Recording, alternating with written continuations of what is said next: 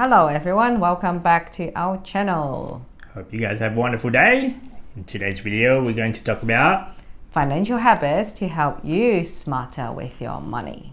If you guys new to this channel, we usually talk a lot of things when it comes to personal finance, couple finance, family budgeting, saving. We have 2 young kids live in Sydney. And this is our documentary, I guess, our journey in order to achieve FIRE.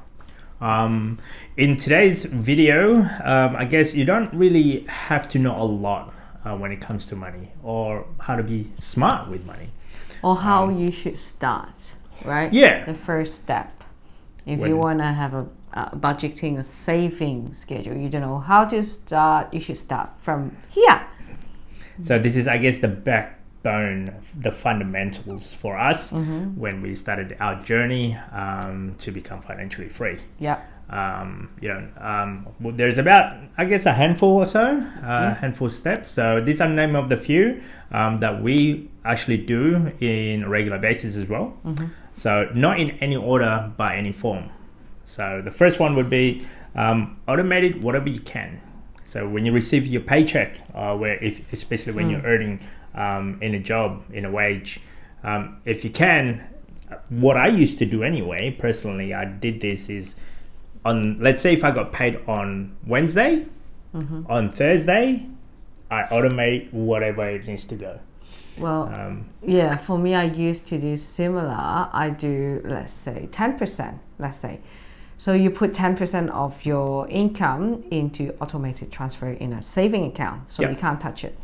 But separate, like a different account somewhere that you can't even see. You can't touch it. It's just saving for something that you really, really want. But sometimes, whatever month end, I still have this surplus of cash. I still transfer in that saving account. Yeah, so for me, because I think you're in that commission base as well, because you had extra. Like a weekly wage or something, Yeah. or monthly wage, and then you've got a bonus if you meet your target. Yeah, that goes straight to that saving exactly. account. That was pretty decent bonus.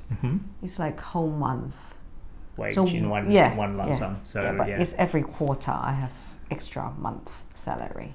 If you don't have that, which is me, I didn't have any I did have a very small amount, but majority of the time on a steady paycheck when I was working, and at that time I pretty much just every week when I get my pay, I automatically transfer it to a different account that is not even linked to any of my daily transaction account, let's say.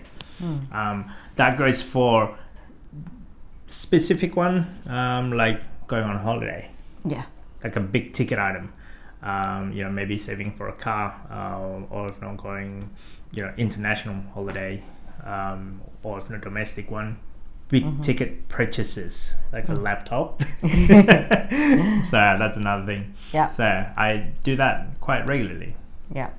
And next one is have specific meaningful goal. So, why are you saving it for? What are you saving it towards to? Are you saving it, when I was young, saving it for a luxury item like luxury handbag, or saving for phone or laptop, right? For me it was like, I remember my parents mentioned it to me, save, guys. What for? Where are you going? There's no goal. No goal. It wasn't explained. No, they always say save it for a rainy day. That's it. Save it for a rainy day. Because define a rainy day. Like what? There's not a specific target for that. And I think it wasn't being specific enough. I think our parents, they're trying to teach us the right thing, but it just not being specific. It should be, you save it for your rainy day first. For how much? Be specific, like 3 to 6 months emergency fund for us now. After that, what are you saving for? A deposit for a house or a car? Maybe like your milestone, once you receive that 6 months of emergency fund, then I need to save up maybe to reward myself for a holiday as a reward, let's say.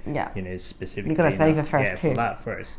Maybe if you're in debt at the current stage, be specific. I need to pile up, pay off all the debt first, and then have a 6 months. Like everyone's game plan is a bit different. I remember when I was at the very, very bottom, I had to borrow money from a relatives, a family member. So, and I feel so bad doing that till this day. Even though I already paid them back, and I still remember that throughout my life now. That feeling of borrowing. Someone. Now it's the other way around, where if they borrow money from me, like, hey, here you go. Yeah. So specific, meaningful goal does help. I know it sounds a bit mumbo jumbo in a sense, but it does make it. I think you just have to write it down. What's your goal? Yeah, everyone's goal is different. You know, I remember first thing would be like, pay off the credit card, close the credit card. That is so hard. Was it? Yeah, I remember that. So in my life, it's like, wow. And then, but once you achieve that, okay, then if I can do this, what's the next step? What's the next step? Yeah. So very specific. The next one would be once more like going back to that. For us though. Yeah. Going back to if you get rid of all your consumer debt, and once you have the 3 to 6 months of emergency fund, then you invest. Like I guess the next stage when you're saving up.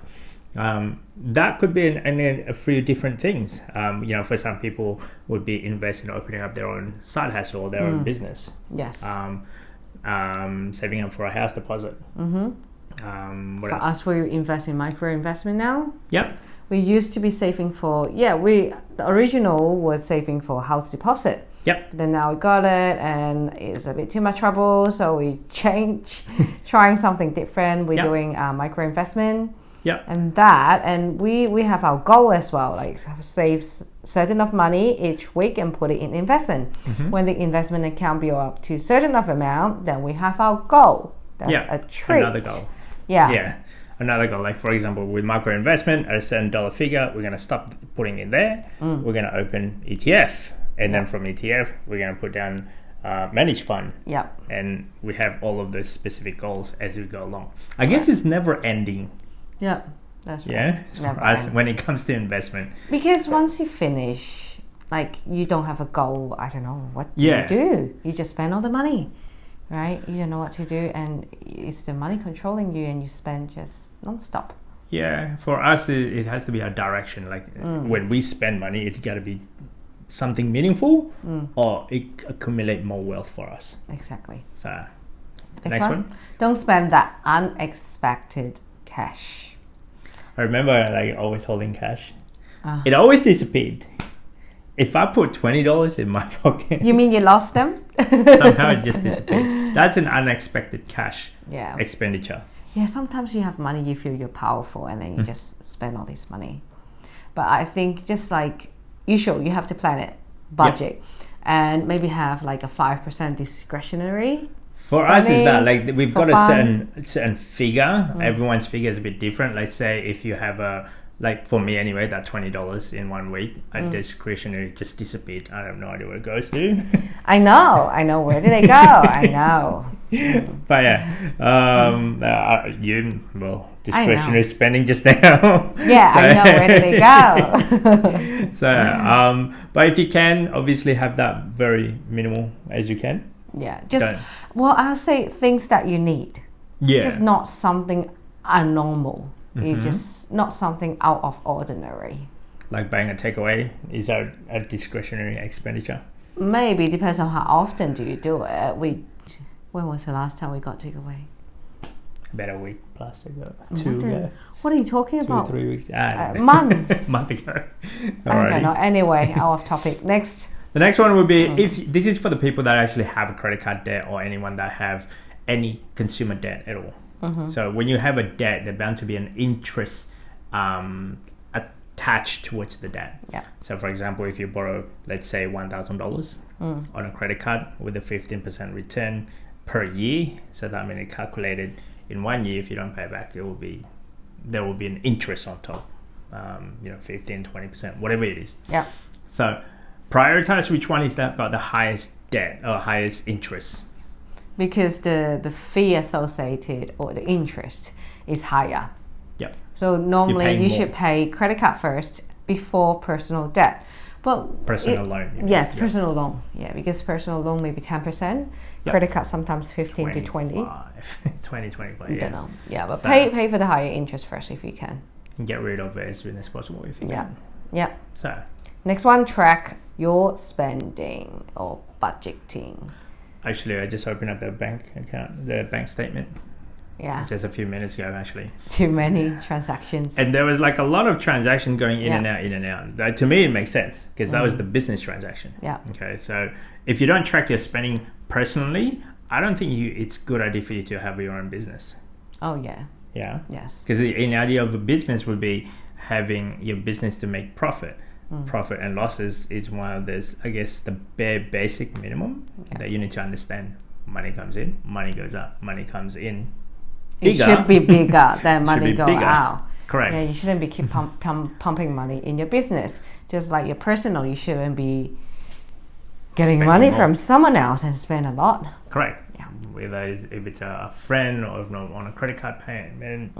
So if you don't take care of your little, account, let's say your pay-as-you-go account, you can't think. Manage a bigger account. So Last one.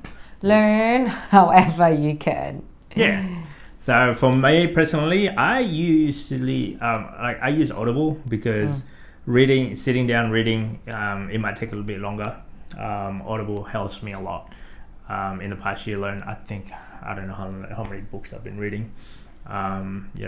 And having kids around the house, there shouldn't be any excuse for us not learning, because if you don't stop, if you need to keep on sharpening your tool in a sense, and doing that by learning, for me, Audible videos. What else? I don't know, I like to read blogs. Your blog? Yeah, or listen to you. I have no choice. You have to. Oh yeah, that's how I learn. The way I learn. You always tell me, I'm listening to this book. Yeah. So the way I learn is like I listen to it, observe, and then regurgitate it to you. What I've learned. So I don't have to listen to the book. Yeah, so like the basic bits and pieces, key points here and there, I usually tell you what the good, the key points. So that's just our 2 cents, guys. In terms of, actually no, you haven't said, well, how do you usually learn? Blog. Just I like to read. I don't know, I just like to read. Or I think it based on your situation. Sometimes you're in that situation and then you look for a solution. Remember once we were really down trying to sell one of the house, and then you keep learning stuff like how can I change this situation. So when you have a problem, you should look for a solution specific for that problem, not just in general.